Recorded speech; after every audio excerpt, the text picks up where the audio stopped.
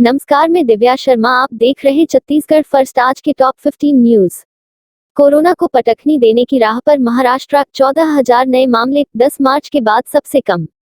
महामारी की पहली और फिर दूसरी लहर में जबरदस्त रूप से प्रभावित रहे राज्य में ब्लैक फंगस के केस भी बड़ी संख्या में आए हैं।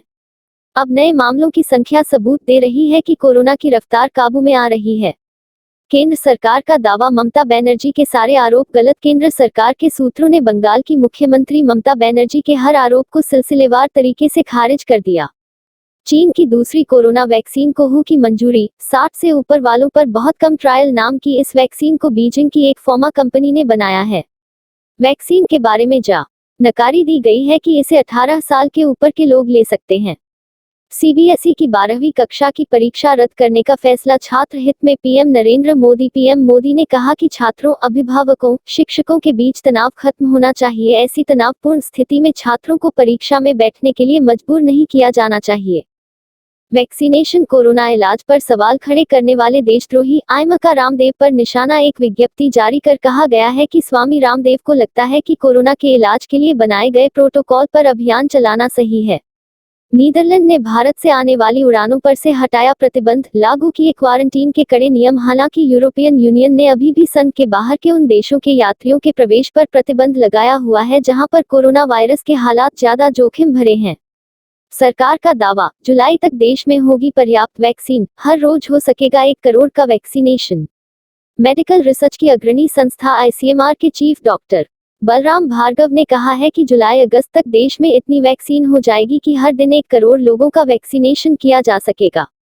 बीजेपी नेता स्वपन दासगुप्ता फिर पहुंचे राज्यसभा। पश्चिम बंगाल चुनाव लड़ने के लिए दिया था इस्तीफा। सरकारी अधिसूचना में कहा गया है कि स्वपन दासगुप्ता को राज्यसभा सदस्य के रूप में फिर से मनोनीत किया गया है।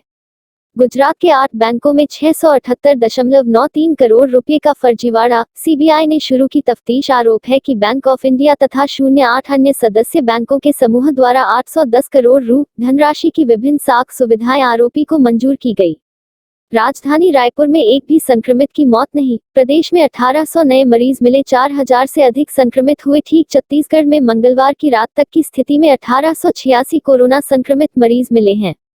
4471 लोग ठीक होने के बाद अस्पताल और होम आइसोलेशन से डिस्चार्ज कर दिए गए।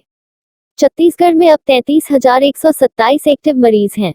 जेल से चल रहा था नक्सलियों का शहरी नेटवर्क। रामानुजगंज जेल में बंद सरगना लड़ चुका है लोकसभा चुनाव। पुलिस ने उसके बेटे और ढाबा संचालक को गिरफ्तार किया तो हुआ बड़ा खुलासा। छत्तीसगढ़ के बलरामपुर जिले में पुलिस ने नक्सलियों के शहरी नेटवर्क को ध्वस्त कर दिया है।